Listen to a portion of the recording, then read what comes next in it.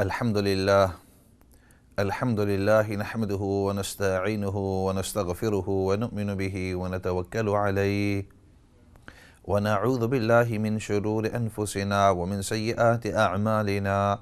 من يهده الله فلا مضل له ومن يضلله فلا هادي له ونشهد أن لا إله إلا الله وحده لا شريك له ونشهد أن محمدًا عبده ورسوله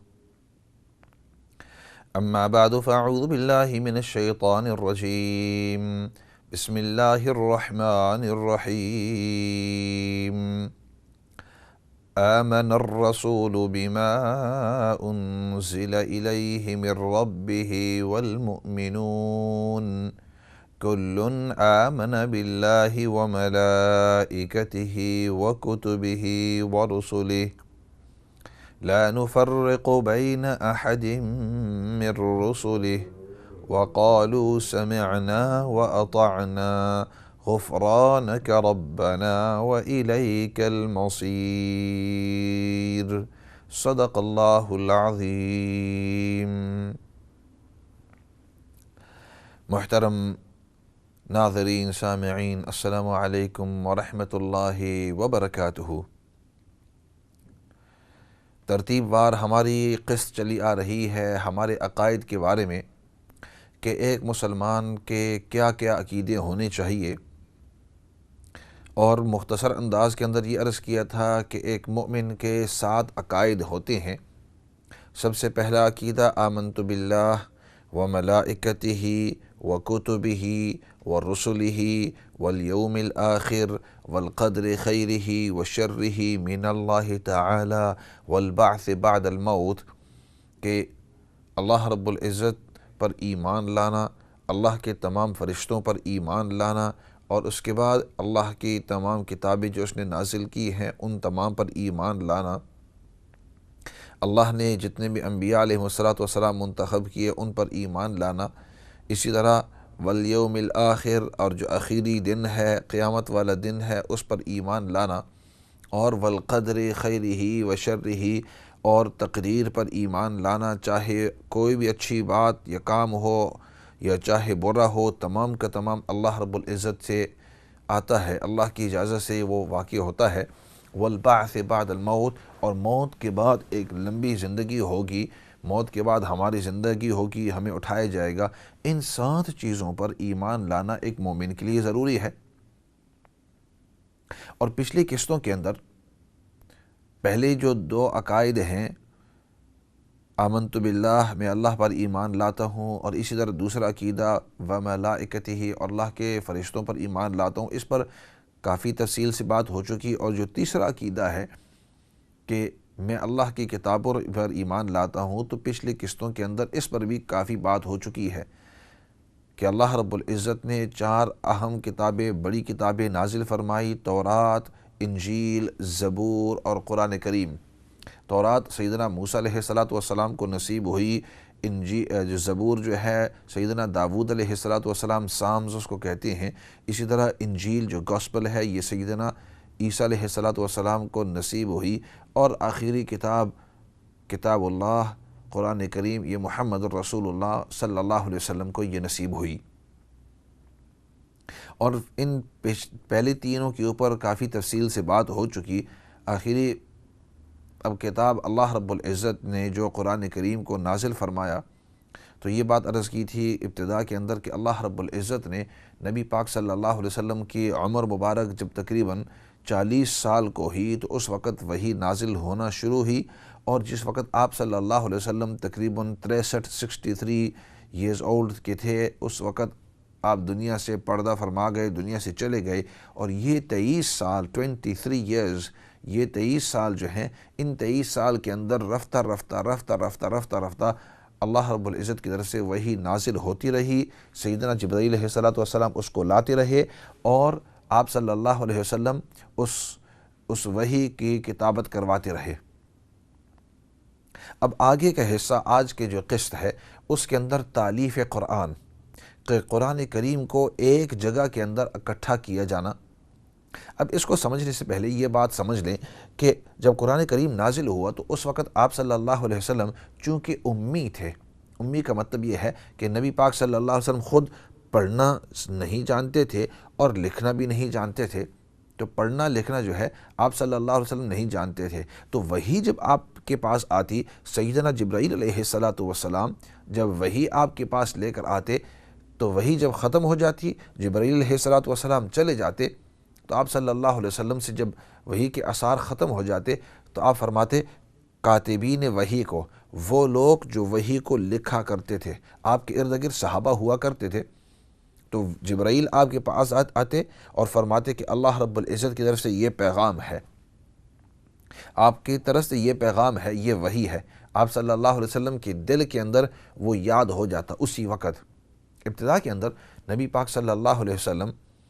جب وحی سنا کرتے تھے تو جلدی جلدی اس کو یاد کرنے کی کوشش کیا کرتے تھے، تاکہ ایسا نہ ہو کہ جبرائیل علیہ السلام یہاں سے تو چلے جائیں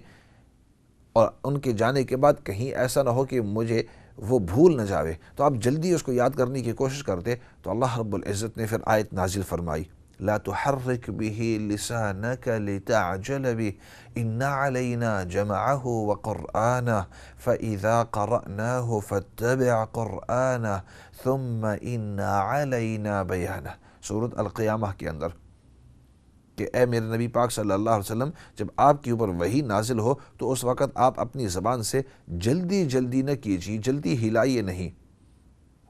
آپ اس کو یاد کرنے کی کوشش کرتے ہیں، اس طرح کوشش کرنے کی کوئی ضرورت نہیں ہے. لا تحرک به لسانک لتعجل به ان علینا جمعه وقرآنہ. آپ کے دل کے اندر اس قرآن کو جمع کرنا اور اس کو محفوظ کرنا یہ میرا کام ہے، اللہ رب العزت فرما رہے ہیں.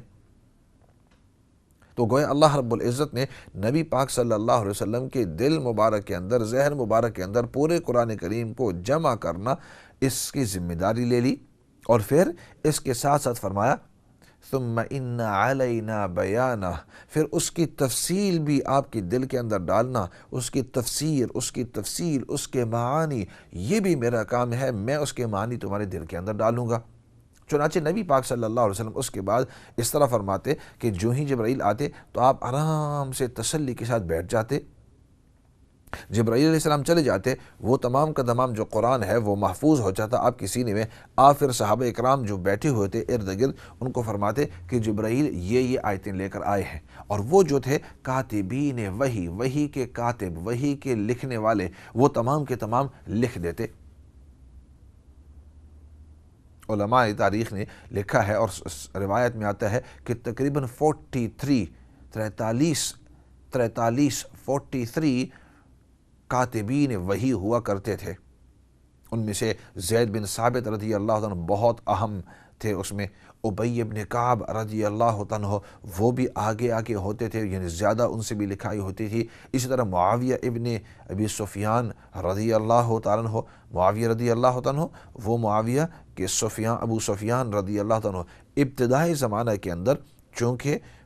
مکہ کے جو سردار ہیں ان سرداروں میں لیڈر تھے، اور نبی پاک صلی اللہ علیہ وسلم نے جب دین کی دعوت دی تو یہ برداشت نہیں کر سکتے تھے، تو یہ بڑی دشمنی ہی کے اوپر تھے.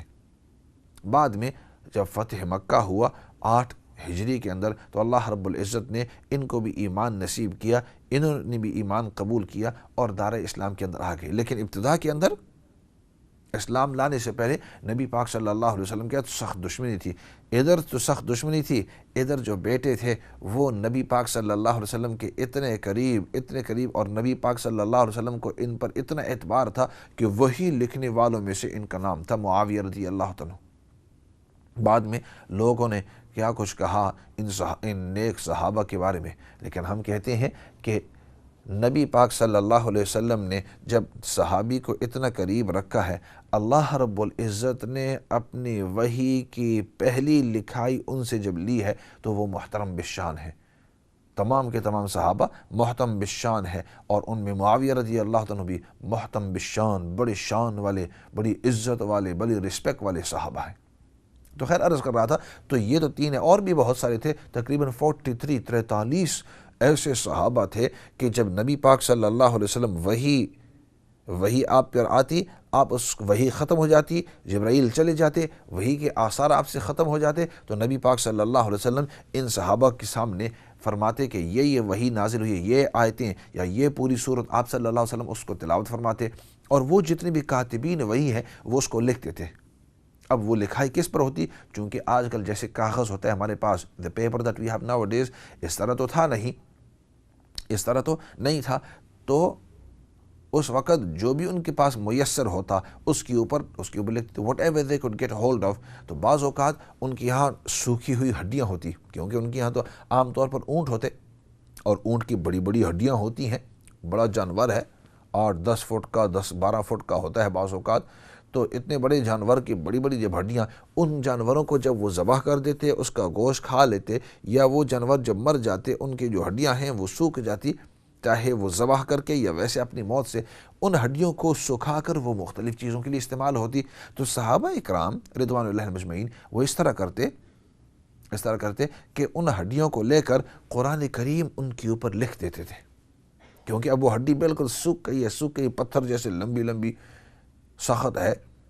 اب وہ سوکھ گئی ہے، اس کے اوپر اب وہ لکھا کرتے تھے۔ اور اس کی وجہ یہ ہے کہ ہڈی بڑی سخت ہے، بڑی مضبوط ہے، اور ایک تو ویسے بھی سخت اور مضبوط ہے، لیکن جب وہ سوکھ جاتی ہے، جانور سے ہٹ جاتی ہے، اس کے اوپر رطوبت نہیں آتی، تو اور زیادہ سوکھ کر وہ پتھر جیسے ہو جاتی ہے۔ اب اس کے اوپر اگر لکھ دیا تو اس کے ٹوٹنے کا، اس کے ضائع ہونے کا کوئی اندیشہ نہیں ہے۔ تو ایک تو ہڈیوں کے اوپر، سوکھی ہوئی پرانی ہڈیوں کے اوپر لکھا کرتے تھے، بعض اوقات جو چمڑا ہوتا اس کے اوپر لکھتے، اور چمڑا اس طرح کہ جانور جو ہیں، جو حلال ہیں ان کو تو کھا سکتے ہیں، جو حرام ہیں ان کو تو کھا نہیں سکتے، لیکن جو چمڑے ہیں چاہے وہ اس جانور کا ہو یا اس خنزیر کے علاوہ، آف کورس خنزیر کے علاوہ باقی جتنے بھی جانور ہیں ان کے جو چمڑے ہیں، جب ان کو صحیح یعنی پروسیس کر کے سکھایا جائے، اس کے پورے جو انداز ہے اس طریقے سے اس کا دیکھ بھال کیا جائے، تو اس چمڑے کو آپ کپڑے کے طور پر بھی استعمال کر سکتے ہیں، کوٹوں کے اندر بھی، جوتوں کے اندر بھی، وغیرہ وغیرہ۔ تو اس چمڑے کے اوپر، وہ سوکھے ہوئے چمڑے کے تھوڑے تھوڑے ٹاٹ ہوتے، تھوڑے تھوڑے حصے ہوتے، تو اب اس کے اوپر بھی قرآن کریم لکھا جاتا۔ تو دو چیزیں۔ تیسری چیز، بعض اوقات پتے جو ہیں عربستان کے اندر، خاصاً یہ جو کھجور کا درخت ہوتا ہے جس کو ناریل کہتے ہیں، ناریل کا جو درخت ہے بڑا اونچا لمبا سا ہوتا ہے، اس درخت کے پتے جو ہیں بڑے بڑے ہوتے ہیں۔ آف کورس وہ جب پتے گر جاتے ہیں تو وہ سوکھ جاتے ہیں، سوکھنے کے بعد اب صحابہ کرام ان کو اس طریقے سے استعمال کرتے کہ اس کے اوپر قرآن کریم لکھتے، تو یا تو ہڈی کے اوپر، یا پھر چمڑے کے اوپر، یا پتوں کے اوپر، بعض اوقات لکڑی کے چھلکوں کے اوپر، درخت سے جو چھلکے اتر جاتے ہیں، باق اس کو کہتے ہیں، وہ جب سوکھ جاتی ہے، بڑی سخت ہو جاتی ہے، اس کے اوپر لکھا کرتے تھے۔ تو بعض اوقات جو چھوٹے چھوٹے پتھر ہوتے ان کے اوپر لکھتے تھے، یعنی کسی نہ کسی طریقے سے کوشش یہ ہوتی کہ کسی مضبوط چیز کے اوپر قرآن کریم کو لکھا جاوے تاکہ یہ ضائع نہ ہو جائے۔ اب صحابہ اکرام رضوان اللہ مجمعین ارد گرد بیٹھتے، نبی پاک صلی اللہ علیہ وسلم ان آیات کو تلاوت فرماتے، تو صحابہ اکرام اس کو یاد بھی کر لیتے اور اس کو لکھ بھی دیتے، دونوں کام کرتے تھے۔ اور یہ آپ صلی اللہ علیہ وسلم کی زندگی مبارکہ کے اندر اس طرح ہوتا، اور صحابہ اکرام جو بھی ان کے پاس لکھا ہوا ہوتا وہ اپنے پاس لے جاتے تھے، ادھر رکھتے نہیں تھے، کیونکہ اس زمانے کے اندر زیادہ زور حافظے کے اوپر، قوت حافظہ کے اوپر دیا جاتا تھا کہ آپ جو بھی چیزیں دیکھیں یا سنیں یا پڑھیں اس کو یاد کر لو۔ آج کل الٹ حساب ہے، لوگوں کا حافظے کے اوپر زور نہیں بلکہ لکھائی کے اوپر اس کو محفوظ کیا جاتا ہے، بلکہ عربوں کا جو حافظہ ہے وہ بڑا ہی مشہور ہے، وہ بعض اوقات ان کی یہاں شعر شاعری ہوتی ایک دوسرے کے ساتھ،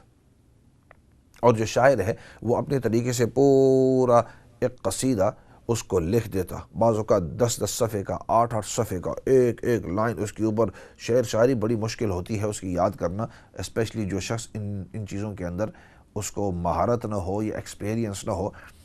تو اس زمانے کے اندر اس طرح ہوتا کہ ایک ایک شاعر وہ اپنے اشعار کو، پورے قصیدے کو اس طرح اکٹھا کر لیتا، اور تمام جو مجلس ہے وہاں ان کے سامنے کہتا کہ بھائیو، اب میں آپ کے سامنے یہ اپنا جو قصیدہ ہے اس کو پڑھوں گا۔ چنانچہ اس کو شروع سے لے کر آخر تک پڑھتا رہتا، ایک مرتبہ دوسرے صفحے کے اوپر، تیسرے صفحے کے اوپر، چوتھے صفحے کے اوپر، بعض اوقات 10 صفحات ہوتے ہیں، ان کو پڑھتا رہتا، اور جتنے بھی لوگ ہیں وہاں بیٹھے غور سے سنتے، اور ایسے سنتے کہ جب اس نے اپنا قصیدہ ختم کر دیا ان کو وہ تمام کا تمام قصیدہ یاد ہو گیا زبانی۔ تو یہ انداز تھا ان کے حافظے کی قوت کا۔ لیکن اس کے باوجود آپ صلی اللہ علیہ وسلم جب لکھاتے وہ محفوظ کر لیتے ذہنی طور پر، لیکن اس کو لکھاتے تاکہ لکھائی کے طور پر بھی محفوظ ہو جائے۔ اب اس طرح ہوا کہ جب نبی پاک صلی اللہ علیہ وسلم دنیا سے رخصت ہو گئے تو قرآن کریم ایک جگہ جمع نہیں تھا۔ صحابہ اکرام کو تو زبانی یاد تھا، حافظ تھے، بلکہ حافظوں کے بھی حافظ عالم تھے۔ صحابہ اکرام رضوان اللہ مجمعین انہوں نے قرآن کریم کو صرف زبانی یاد نہیں کیا، بلکہ اس کے معانی، اس کے مطالب سے، اس کے احکامات سے خوب واقف تھے۔ تو اس لیے جب ہم کہتے ہیں کہ صحابہ کے حفاظ یعنی صحابہ اکرام میں جو حافظ ہیں، تو اس کا مطلب حافظ نہیں بلکہ وہ وقت کے عالم تھے، عالم۔ اب اس طرح ہوا کہ نبی پاک صلی اللہ علیہ وسلم جب دنیا سے رخصت ہوئے تو اس وقت قرآن کریم ایک جگہ جمع لکھائی کے طور پر نہیں تھا۔ ہاں، پڑھائی کے لحاظ سے ضرور تھا، لیکن لکھائی کے طور پر کیونکہ کچھ اس شخص کے پاس، کوئی اس شخص کے پاس، کوئی صورتیں اس کے پاس، ایک صورت اس کے پاس، بہت ساری صورتیں اس کے پاس، کچھ آیات ایک دوسرے کے پاس۔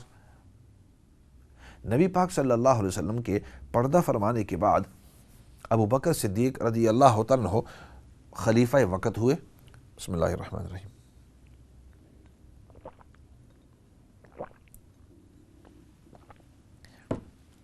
ابو بکر صدیق رضی اللہ تعالیٰ عنہ خلیفہ وقت ہوئے۔ اب جب ابو بکر صدیق خلیفہ وقت ہوئے تو اس وقت حالات کا تقاضا اس طرح تھا کہ ایک شخص تھا، اس کا نام تھا مسیلمہ۔ اس مسیلمہ نے یہ یمامہ کے علاقے کے اندر رہا کرتا تھا،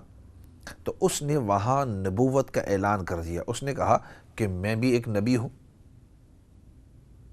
اور آپ لوگ اس طرح کرنا کہ آپ میری پیروی کرنا، جو باتیں میں آپ کو کہوں اس کو سنتے رہنا، اس پر عمل کرتے رہنا۔ بلکہ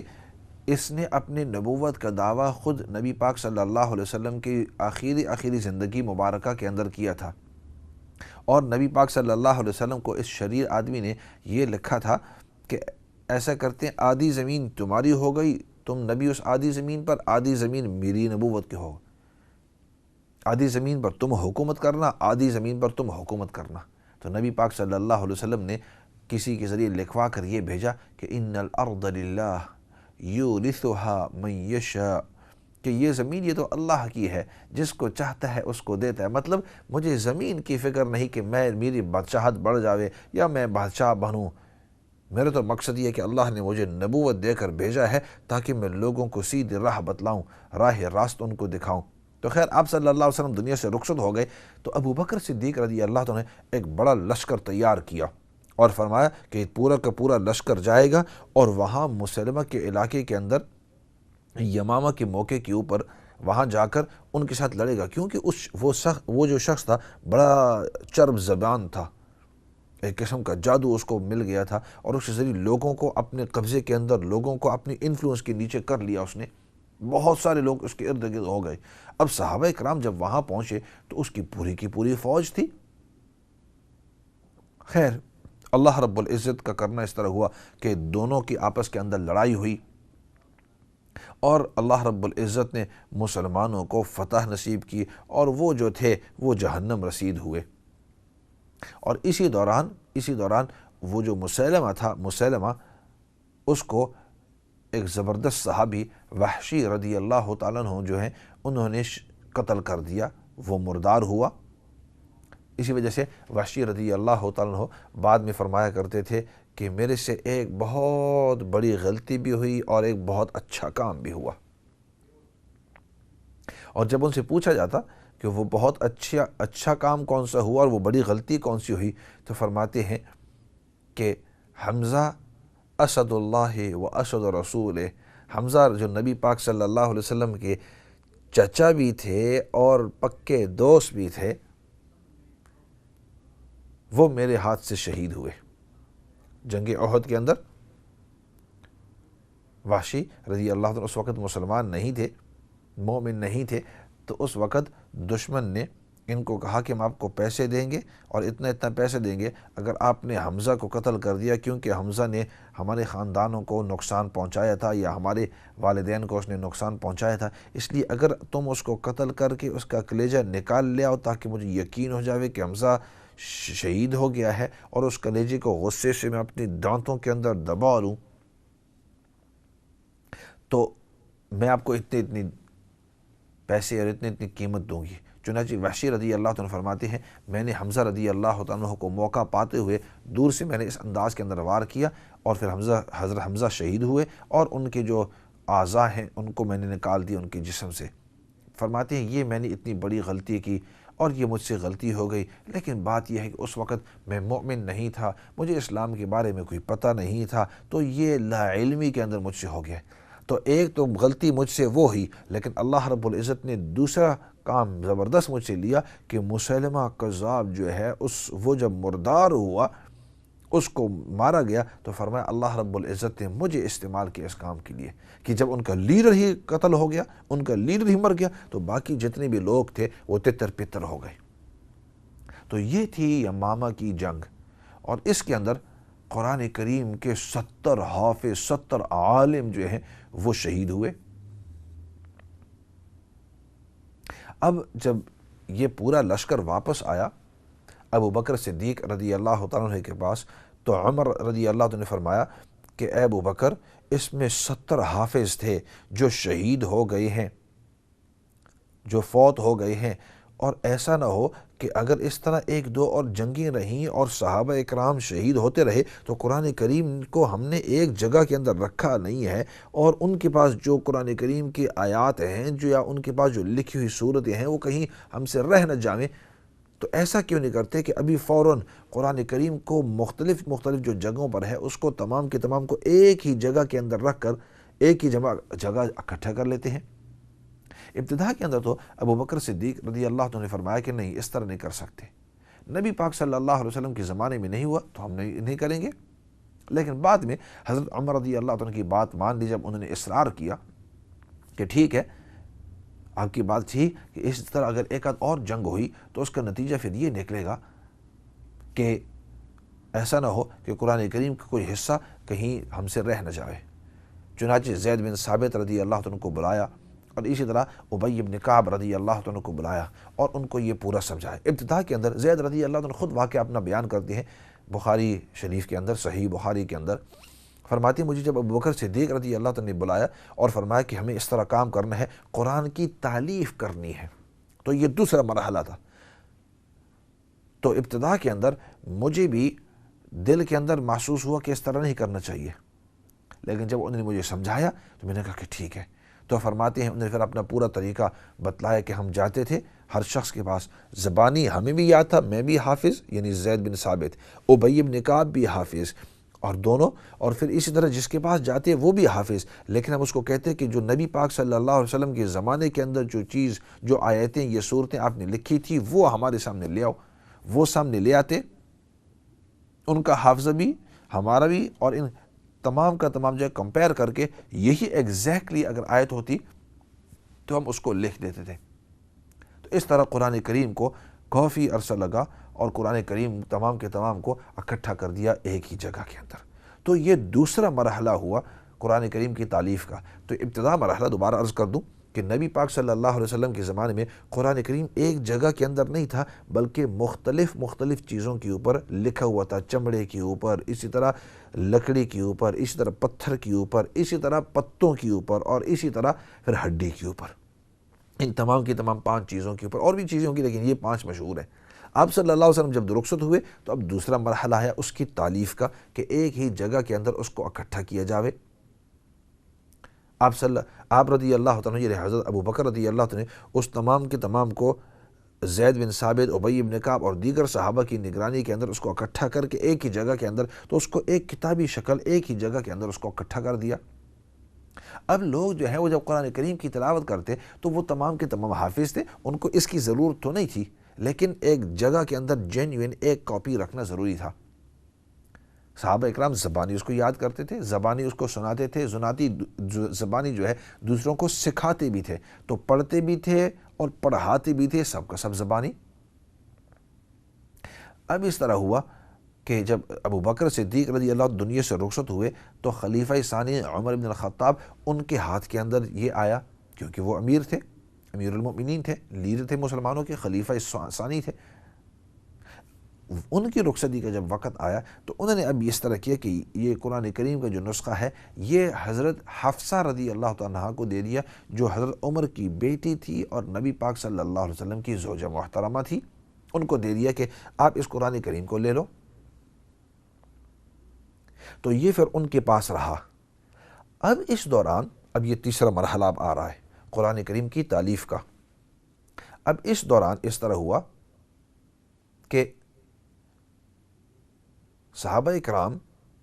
چونکہ فتوحات ہو رہی تھی دوسرے ممالک کے اندر اور دین جو ہے وہ پھیل رہا تھا دوسرے ممالک کے اندر،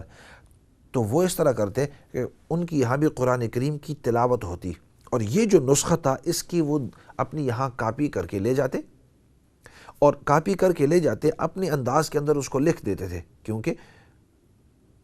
لکھنے کا انداز بھی عربی کا مختلف ہوتا ہے۔ تو انہوں نے اس طرح کیا کہ قرآن کریم کے اس کاپی سے کاپی کر لیتے اور وہ قرآن کریم اپنے علاقے کے اندر، دوسرے ملک کے اندر یا دوسرے شہر کے اندر، اور اس سے پھر جتنے بھی وہ مسلمان ہوتے اس علاقے کے اندر، نئے جو مسلمان اسلام قبول کرتے، وہ اس سے قرآن کریم سے وہ پڑھتے رہتے۔ اب وقتاً فوقتاً اس طرح ہوا کہ اس قرآن کریم سے کاپی کرتے ہوئے اپنے عربی کے اندر ہی، لیکن عربی تھوڑی سی مختلف لکھائی کے اندر ہو جاتی ہے، اب اس سے کسی اور نے کاپی کیا، اب اس سے کسی اور نے کاپی کیا، تو تھوڑا لہجے کے اندر تھوڑا سا فرق ہو جاتا۔ حضرت عثمان رضی اللہ عنہ کے زمانے کے اندر جب فتوحات بہت زیادہ ہوئیں تو ایک آدھ صحابی نے جب قرآن کریم دوسرے صحابی سے، دوسرے شخص سے سنا تو وہ قرآن کریم ہی پڑھ رہے تھے، ایگزیکٹلی پڑھ رہے تھے، لیکن لہجہ تھوڑا سا الگ تھا، تو وہ بڑے چونک گئے اس کے ذریعے۔ انہوں نے اس طرح کیا کہ فوراً بھیجا جواب پیغام حضرت عثمان رضی اللہ عنہ کے پاس، اور حضرت عثمان نے دیگر صحابہ سے مشورہ کیا اور فرمایا کہ اگر ہم اس طرح لوگوں کو کاپی کرنے دیں گے اور ان کو اس سے کاپی کرنے دیں گے تو اس سے یہ ہوگا تھوڑا جو لہجہ ہے بدلتے پورا ہی لہجہ نہ بدل جائے۔ تو پھر اب تیسرا مرحلہ یہ آیا حضرت عثمان رضی اللہ عنہ کے زمانے میں کہ حضرت عثمان رضی اللہ عنہ نے فرمایا کہ جتنے بھی آپ کی یہاں نسخے ہیں قرآن کریم کے، ان تمام کے تمام کو ختم کر دو، جلا دو یا پانی کے اندر بہا دو، اور یہ جو میرے پاس اصل نسخہ ہے جو مجھ سے پہلے یہ حضرت حفصہ کے پاس تھا، اور حفصہ سے پہلے حضرت عمر رضی اللہ عنہ، اور حضرت عمر نے ابو بکر صدیق سے لیا تھا، اور حضرت ابو بکر نے ان تمام صحابہ کو اکٹھا کر کے جب جمع کیا تھا، تو فرمایا یہ وہی نسخہ ہے، اس ہی نسخے کی ہم یہیں کاپیاں بناتے ہیں، اور 7 کاپیاں بنا کر اس کو مختلف علاقوں کے اندر تقسیم کر دیں گے، تاکہ یونیفائیڈ ایک ہی اتحادی طور پر ایک ہی نسخہ ہو،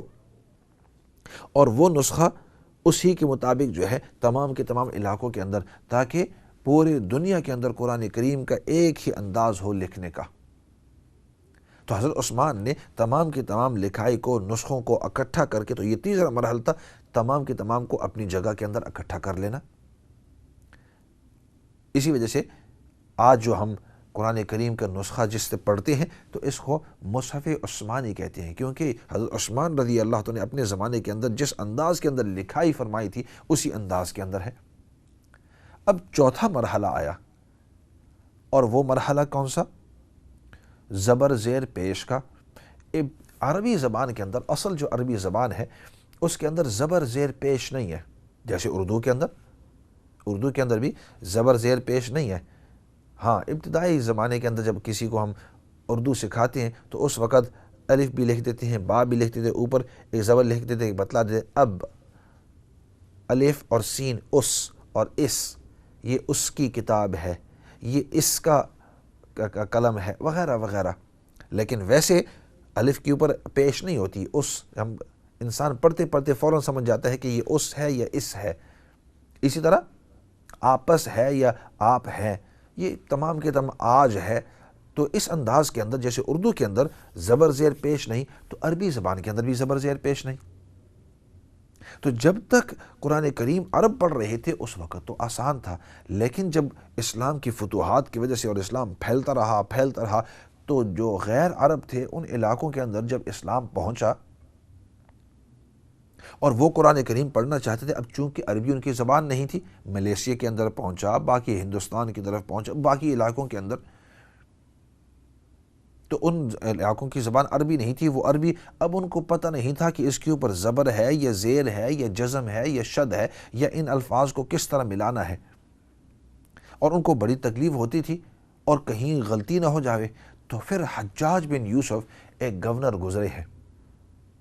اپنے طور پر اس نے جو بھی غلطیاں کی ہیں وہ کی ہیں، اور تاریخ نے لکھا ہے کہ بہت ظالم شخص تھا اور اس نے بڑا ہی ظلم کیا، وہ اس کے کھاتے کے اندر وہ جانے اور اس کا رب جانے، اور اس نے جو بھی کیا ہے اللہ رب العزت بہتر جانتے ہیں، وہ اس کے ساتھ معاملہ کریں گے۔ لیکن ہم قرآن کریم کی تالیف کی طرف جا رہے ہیں تو اس حجاج بن یوسف نے اپنے ارد گرد لوگوں کو ایک ٹیم بنائی اور ان کو کہا کہ دیکھو یہ عجمیوں کے اندر، غیر عربوں کے اندر قرآن کریم جب جا رہا ہے اور وہ اس کو پڑھ نہیں سکیں گے زبر زیر پیش کی پاس، تو آپ ایسے کرو کہ پورے قرآن کریم کے اندر جہاں جہاں بھی ہو آپ زبر لگا دو، زیر لگا دو، پیش لگا دو، جزم لگا دو، سکون لگا دو، شد ہو شد لگا دو، اور پھر جہاں رکنا ہو گول دائرہ لگا دو، وغیرہ وغیرہ، تاکہ جو غیر عربی ہو وہ بھی اس عربی کو زبر زیر پیش کے ذریعے سیکھ کر قرآن کریم کو اگرچہ نہ سمجھے قرآن کریم کو کم از کم پڑھ سکے۔ تو حجاج بن یوسف کے زمانے کے اندر یہ کام ہوا، تو یہ چوتھا مرحلہ ہوا قرآن کریم کی تالیف کا۔ تو اب اس سے آپ کو پتہ چل گیا کہ 4 مراحل گزرے ہیں قرآن کریم کی تالیف کے اوپر۔ سب سے پہلا نبی پاک صلی اللہ علیہ وسلم کے زمانے کے اندر سب قرآن کریم ایک جگہ اکٹھا نہیں تھا، لوگوں کو حفظ طور پر زبانی یاد تو تھا، لیکن ایک جگہ اکٹھا نہیں تھا، بلکہ مختلف چیزوں کے اوپر۔ نبی پاک صلی اللہ علیہ وسلم جب رخصت ہوئے تو یہی صورت باقی رہی۔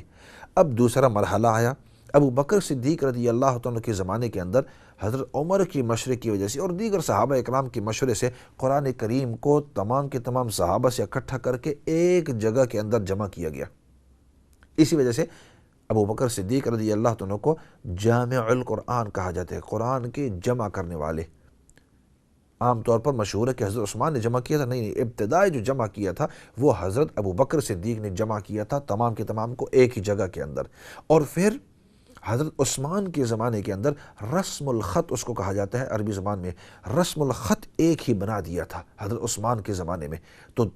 تیسرا مرحلہ حضرت عثمان رضی اللہ عنہ کے زمانے کے اندر تمام کے تمام رسم الخط کو ختم کر کے ایک ہی رسم الخط کے اوپر، اور پھر چوتھا مرحلہ جو ہوا یہ حجاج بن یوسف کے زمانے کے اندر کہ حجاج بن یوسف نے ان کے اوپر زبر زیر پیش جزم سکون وغیرہ لگائے تاکہ عرب بھی پڑھ سکے اور غیر بھی عربی پڑھ سکے۔ اور پھر اسی صورت کے اندر، اور وہ جو حضرت عثمان رضی اللہ عنہ کا اصل نسخہ ہے وہ حضرت عثمان کے پاس ہی رہا، اور جب آپ رضی اللہ عنہ کو بڑے ظالمانہ طریقے سے شہید کیا گیا تھا تو اس وقت آپ قرآن کریم کی تلاوت پڑھ رہے تھے، وہ قرآن کریم کی تلاوت اس سے پڑھ رہے تھے، اور وہ نسخہ حضرت عثمان رضی اللہ عنہ کا وہ آج استنبول ترکی کے جو میوزیم ہے، ان کی ٹاپ کاپی میوزیم، وہاں میں جب گیا تھا ترکی تو وہاں پڑا ہوا ہے، جن لوگوں کو دیکھنا ہے وہاں دیکھ سکتے ہیں۔ تو یہ قرآن کریم کی تالیف کے اوپر 4 مرحلے مین مرحلے گزرے ہیں۔ تو چونکہ ہمارے عقائد تھے، اور عقائد میں سے تیسرا عقیدہ قرآن کریم 4 کتابوں کے بارے میں، 3 کتابوں کے اوپر تفصیل بتلائی، اور پھر اب قرآن کریم کی کسی حد تک میں نے تھوڑی بہت تفصیل بتلائی ہے۔ ایسا کرتے ہیں، ابھی بریک کا وقت بھی آگے ہے، بریک کے بعد آ کر آپ کے سوالات، ان کے جوابات اور مزید تفاصیل کی طرف انشاءاللہ جائیں گے۔ نمبر آپ کا اسکرین کے اوپر، اگر آپ آنا چاہتے ہیں لائن کے اوپر تو موسٹ ویلکم، آپ بریک کے بعد انشاءاللہ واپس آ سکتے ہیں۔